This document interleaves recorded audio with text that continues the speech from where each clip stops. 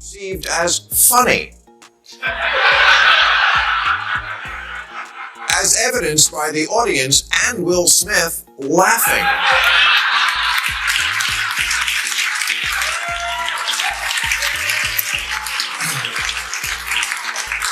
And this is the moment where we got to see a live-action, real-time encapsulation of how cancel culture works. Look at what happens next. Jada shoots her husband a look. Let's slow the tape down to capture this moment. Before this moment, Will is laughing because he hasn't yet found out that his original, genuine reaction is wrong and that he should conform. Bill Maher twisted the knife after Will Smith's infamous Oscar slap, delivering a ruthless takedown that left no doubt about how he really sees the actor's tough guy moment. Maher mocked Smith mercilessly, calling out the slap as nothing more than cheap theatrics masquerading as manhood, and his cutting humor turned the whole incident into a laugh-out-loud roast-off. Jokes for the humor impaired. Not that I have anyone particular in mind.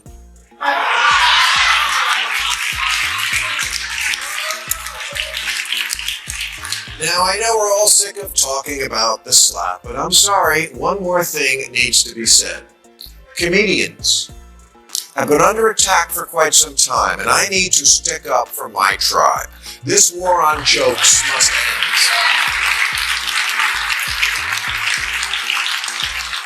So tonight, let's deprudifilm this thing once and for all and explain jokes to idiots. He's absolutely right. Jokes have been under siege for a while now. First, the woke crowd set their sights on movies, dictating what could and couldn't be made. Now, they've turned their focus to comedy, policing which jokes pass their approval and which should be silenced. It's as if their mission is to suck the joy out of everything. But Bill Maher isn't about to stay silent while free expression gets choked out. Tired of the ever-growing woke blacklist of forbidden laughs, he stepped up to push back with his voice and plenty of fire. Whereas Chris Rock came out to present a boring award and first did what he is supposed to do, get some laughs doing what we comics call crowd work.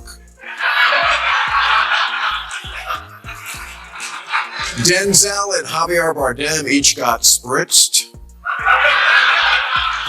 And then Chris made what in the business is known as a "some shit is like some other shit" joke. He said to Jada Smith, "Jada can't wait for G.I. Jane 2, recalling the late 90s movie starring Demi Moore. That's it. That's the joke. You remind me of some other beautiful, buzz-cutted movie star. It wasn't an alopecia joke any more than the one about the chicken crossing the road is about bird flu." This part is actually pretty eye-opening because, honestly, I never thought about it from that perspective before. I knew the G.I. Jane reference, but it didn't even click that Chris Rock's jab was a direct nod to the shaved head in the film and Jada's hairstyle that night. It's such a straightforward link, yet so many of us missed it. But here's the real point: jokes are just jokes. They're not meant to be analyzed like government policy. Sometimes they hit hard, sometimes they fall flat. Either way, we've got to toughen up and take them, even when they're aimed at us. That's comedy unfiltered, unapologetic, and real. Now, let's roll the clip. Although insult humor is also a staple of comedy, and in fact, an example of insulting someone's looks was on display that night when Regina Hall said, "We've been dealing with COVID for 2 years. It's been really hard on people." And Amy Schumer said, "Yeah, just look at Timothy Chalamet," and they cut to J.K. Simmons.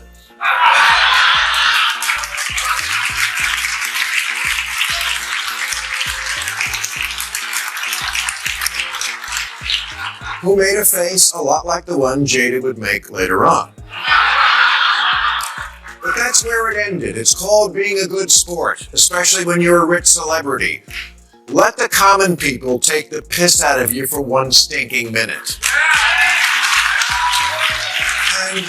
Award shows have basically become open hunting grounds, where comedians and hosts take shots at the rich and famous and, honestly, it's expected at this point. Part of the fun is seeing these stars, who are usually showered with praise and live in luxury, get cut down to size with a clever punchline. Now, I'll admit, I'm not the biggest fan of this public roasting ritual, but comedy has its place. And in a free world, that means if someone's ego or feelings get bruised, so be it. That's just the risk you run when you're sitting in the front row. Chris's joke was received as funny,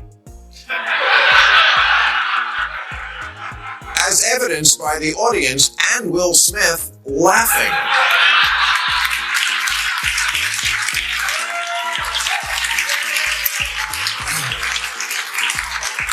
And this is the moment where we got to see a live-action, real-time encapsulation of how cancel culture works. Look at what happens next. Jada shoots her husband a look. Let's slow the tape down to capture this moment.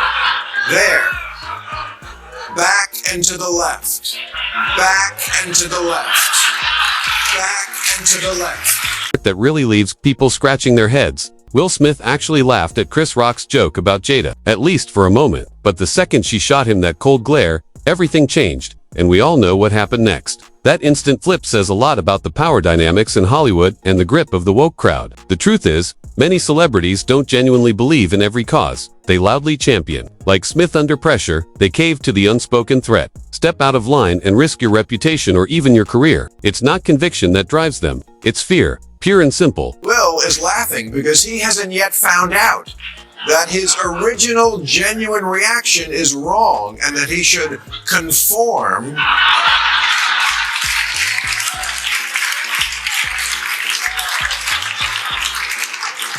to a different view. And he's the one who's being manly? I've seen the same syndrome happen in comedy clubs. Woke hecklers who literally have to wait for the laughter to die down before they yell, "That's not funny!" Will Smith may have thought, in that split second, that the manly move was to defend his wife and prove he wouldn't tolerate anyone insulting her. On the surface, it might sound noble, but a closer look reveals the opposite. What happened on that Oscar stage wasn't courage. It was surrender. Real masculinity isn't about slapping someone on live TV. It's about holding to your convictions, even under pressure. Instead, Smith abandoned his first instinct, laughing at the joke, and crumbled under Jada's icy glare. In that moment, he rewrote his own script, choosing conformity over authenticity. What was spun as a grand act of love ended up exposing weakness, a man more focused on appeasing his wife's expectations than standing true to himself. Jokes must end. Will Smith didn't get kicked out of the Oscars for going Ike Turner on Chris, but Kevin Hart got kicked out of hosting it for a joke. Who are these people who say cancel culture isn't a real thing? Just among comedians who've gotten fired and lost gigs for exercising their freedom of expression. The toll is high. Gilbert Gottfried and Kathy Griffin were tasteless. So what? That's why we like them.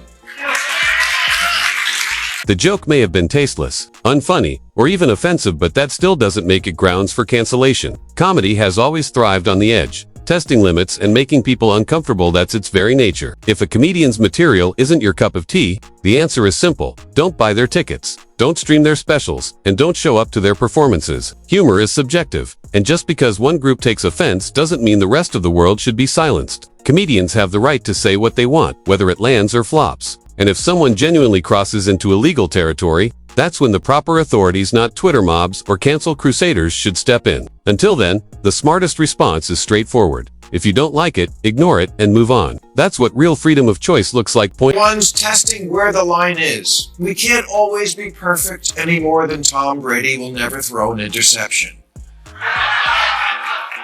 Dave Chappelle lost distribution for his documentary, and Sarah Silverman was fired from a film over an old sketch where she wore blackface to make fun of racism.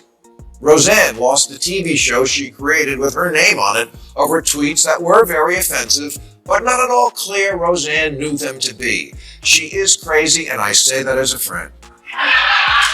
Sarah Silverman's story really stands out here. Her controversial blackface sketch wasn't meant to mock or demean black people. It was an attempt to spotlight racism itself and the deep scars it leaves on individuals and society. She used satire, one of comedy's sharpest tools, to drive home a point far bigger than the joke. But as so often happens, the hypersensitive woke crowd completely missed the nuance. Instead of engaging with the message, they fixated on the imagery, choosing outrage over context, and came after her with full force. The irony is striking. In trying to spark an honest conversation about racism, Silverman became a victim of the very cultural policing that stifles meaningful dialogue. Her experience shows just how ruthless the woke mob can be, even toward those who share their supposed cause. Off stage, but comedian Nimesh Patel was literally pulled off stage during a performance at Columbia for a joke about how hard it is to be gay and black. Not an anti-gay joke, mind you, a pro-gay joke. But one of the event organizers walked on stage and said, "I don't think you're entitled to certain jokes you're making." Well, a sense of entitlement certainly is a big part of the problem here. but not on the part of the comedian. Here's where things take a turn from interesting to downright absurd. Comedian Nimish Patel was literally yanked off stage, mid-set not for mocking the woke crowd, but for telling a joke that actually leaned in their direction. Think about that for a second. How does that even add up? It's as if the woke audience has reached a point where nothing is acceptable. Take a jab at them, and you're in trouble. Try to echo their worldview, and somehow that's offensive too. Comedians are left walking a tightrope with no safe ground, damned if they do, damned if they don't. Patel's ordeal proves it's no longer about the joke itself, but about controlling comedy altogether. And that's a dangerous path. People who can't take a joke now aren't old ladies in the Bible Belt. They're Gen Z at elite colleges. Colleges where comedy goes to die. Kids used to go to college and lose their virginity. Now they go to lose their sense of humor.